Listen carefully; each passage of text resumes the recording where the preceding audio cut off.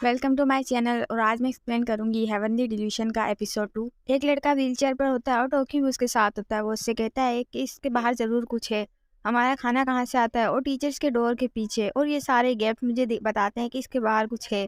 और मायमी आखिर बाहर जाना क्यों चाहती है। जिस पर लड़का उससे पूछता है क्या तुम मायमी को लाइक करते हो, वो जिस पर कहता है कि हाँ। और फिर वो व्हीलचेयर वाला लड़का अपनी व्हीलचेयर लेके वहां से चला जाता है। एक लड़की जिसका नाम कोको होता है वो ड्राइंग लेकर आती है, वो फिश वाली जिसके काफी सारे हाथ होते हैं। वो टोक्यो को दिखाकर कहती है कि ये कोना ने मुझे दी है, जिस पर वो उससे लेने लगता है और कहता है कि ये मुझे दो। वो कहती है कि क्या मैं कोना की ड्राइंग नहीं ले सकती, और फिर वो सॉरी कर चला जाता है। कोना और मायमी एक साथ बैठे होते हैं। वहाँ टोक्यो जाता है और मायमी को धक्का देकर गिरा देता है, और फिर वो काफी ज्यादा सैड होता है और कोना से कहता है कि तुमने वो ड्राइंग कुकू को क्यों दी, और तुमने मुझसे प्रॉमिस भी किया था। कोना कहता है कि मैं नेक्स्ट ड्राइंग जो बनाऊंगा वो तुम्हें दे दूंगा। टोक्यो कहता है तुम जो चीजें इमेजिन करते हो वो मुझे पसंद होती है।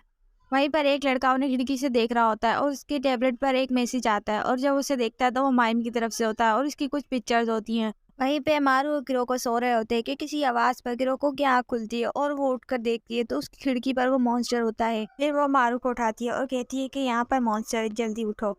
फिर जब वो लोग बाहर आते हैं तो वो मारू से कहती है कि उस घर की ओनर ने हमें ड्रग्स दी थी ताकि हम गहरी नींद सो जाएं। फिर जब वो लोग उस औरत के पास पहुंचते हैं, उसके पास गन होती है। वो कहती है कि तुम यहाँ से चले जाओ। कहती है कि यहाँ पर खतरा है, जिसमें किरोकी कहती है कि हमने कहा था कि हम उसे मार सकते हैं। और फिर वही मॉन्स्टर की आवाज आती है। वो जंप मारकर एक कार के पीछे चले जाता है। तो किरोको से पूछता है कि उसकी गन चार्ज है, तो वो कहती है हाँ। और फिर वो दोनों टास्क लेकर उस मॉन्स्टर को ढूंढने लगते हैं। फिर वो मॉन्स्टर उनके सामने आता है। किरोकी मारू से कहती है कि इस पर कुछ फेंक कर देखो, और वो कोई बॉक्स फेंकता है जो कि वो तोड़ देता है। पर मारू कहता है कि मैंने कुछ हिलते हुए देखा, और वो कहता है कि ये तो अपने विप यूज कर रहा है जो कि बहुत तेजी से, और वो फिर इनके ऊपर अटैक करता है। और मारू और किरोकी उससे बच जाते हैं। मारू और किरोकी छुपे हुए होते हैं कि मारू किरोकी को बताता है कि मैंने देखा है कि उसके हर आर्म पर 3 विप्स हैं। और मॉन्स्टर दोबारा उनके पीछे से आता है और फिर वो लोग भागने लगते हैं। और वहीं किरोकी अपने गन से उसके ऊपर फायर भी करती है, और आगे जाकर वो जब रुकते हैं तो मारू को कहती है कि मैंने उसके एक आर्म और एक विंग्स पर फायर कर दिया है। फिर किरोकी उस गाड़ी के पीछे छुपती है और मारू उसे टार्च दिखाकर डिस्ट्रैक्ट करता है ताकि वो जैसे ही करीब आए तो उस पर अटैक कर सके। वहीं पर वो ऑनर आकर उसे रोक देती है और कहती है कि रुक जाओ, ये मेरा बेटा है। लेकिन किरोकी जो फायर करती है उससे वो मॉन्स्टर कुछ जख्मी भी हो जाता है। टीचर उसे बताती है कि उसका बेटा यूटो उसे इसके अंदर है और अभी यूटो बन चुका है। किरोकी कहती है अच्छा तो तुमने मैं इसलिए ड्रग्स दी ताकि हम इससे मार ना दें। वहीं पर किरोकी उससे कहती है कि तुम एक इंसान खाने वाले मॉन्स्टर को बचा रही हो, और मेरे साथ भी ऐसा हो चुका है। कहती है कि ये इंसानों को काट कर खाकर एब्जॉर्ब भी कर लेते हैं और फिर वो इन्हीं की बॉडी का एक पार्ट बन जाता है। मैं कहती है कि ये मेरा बेटा है और ये मुझे प्रोटेक्ट भी करता है, और जब मुझ पे हमला हुआ तब इसने मुझे बचाया भी था।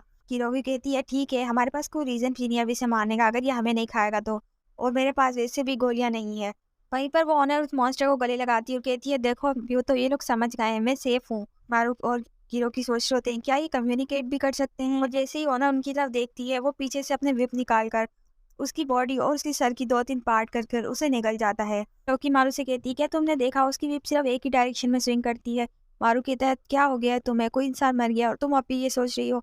और ये कहकर किरोकी को देखता है तो उसकी आंखों में भी आंसू होते हैं। फिर वो किरोकी को सॉरी बोलकर उस मॉन्स्टर को मारने के लिए आगे बढ़ता है। मॉन्स्टर और मारू के बीच में फाइट होती है और मारू के पास कुछ ज्यादा पावर्स होती है, और वो अपना हाथ उसके पाँव में डालता है और उसकी बॉडी के अंदर जाकर वो उसके जो दिल होता है उसे तोड़ देता है, और उसके मुंह से काफी सारा ब्लड निकलता है और वो मॉन्स्टर वहां पर मर जाता है। नेक्स्ट डे मारू किरोकी से पूछता है कि आखिर उस मॉन्स्टर ने अभी तक उस मैनेजर को या ओनर को क्यों नहीं मारा था।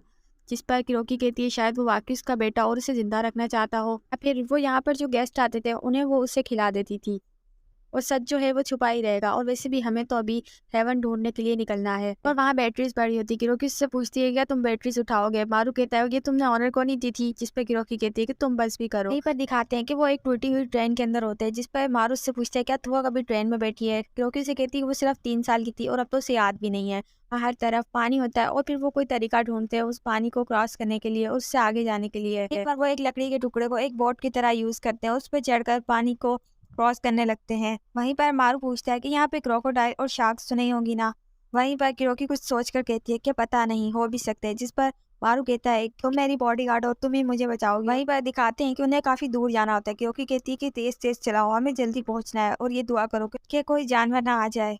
फिर हमें टमाटो हेवन में दिखाया जाता है, जहाँ पर टोक्यो जो है वो बॉल खेल रहा होता है, उसकी बॉल एक डोर के आगे चली जाती है। वो वहां जाकर सोचता है कि ये टीचर्स का दरवाजा है और इसके पीछे शायद जरूर आउटसाइड है, और वहीं पर कैमरा लगा होता है और माइक भी, कुछ रोबोट सिस्टम होता है। और वो उससे पूछता है कि मेरी बॉल वहाँ चली गई है। वहाँ से आवाज़ आती है कि तुम आओ और इसे उठाकर ले जाओ। टोक्यो वहाँ से वापस आने लगता है तो उसके पाँव के ऊपर एक छोटी सी रिबोट मशीन लगती है और वहीं पर एक लड़का आता है और उस मशीन को उठाकर और वैसी एक और 2 मशीनें वहाँ लगाकर पिलर के ऊपर चढ़ने लगता है। सारे स्टूडेंट्स कह रहे होते हैं कि ये काफ़ी खतरनाक है।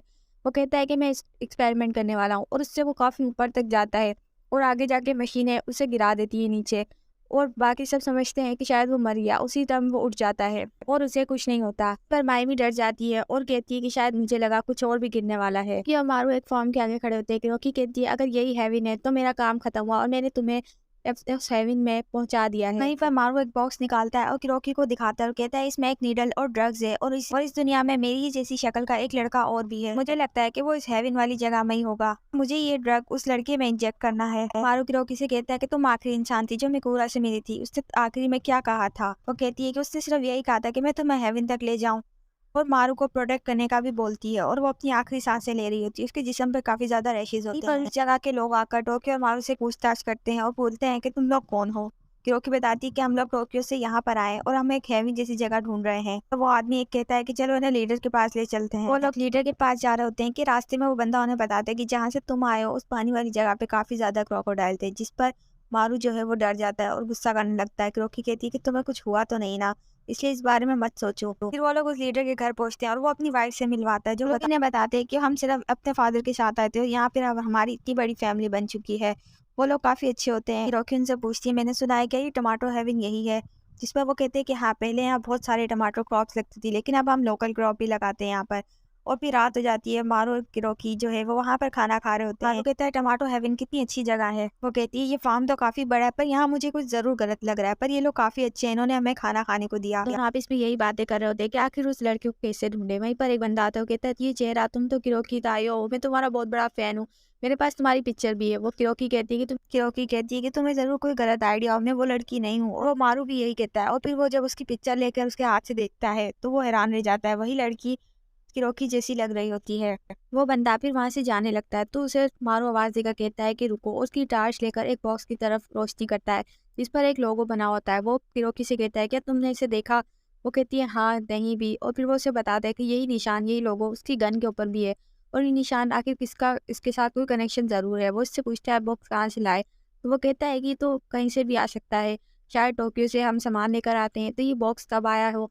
फिर वो दोनों उस बंदे से हेवन की जगह के बारे में पूछते हैं। वो कहते हैं कि इस जगह के अलावा और कोई हेवन भी है क्या? और फिर वो सोच कर कुछ बताने लगता है। किरोकी से कहती है कि थैंक यू, हमें मदद मिली। किरोकी मारू से कहती है कि हम शिप से वापस टोक्यो चलते हैं क्योंकि इस तरह तो हम अपना टाइम वेस्ट कर रहे हैं, हमें इस तरह हेवन नहीं मिलेगा। जापान बहुत बड़ा है और अगर हम तुम्हारे फैमिली बैकग्राउंड को इन्वेस्टिगेट करें तो हमें ज़रूर कुछ मिल सकता है।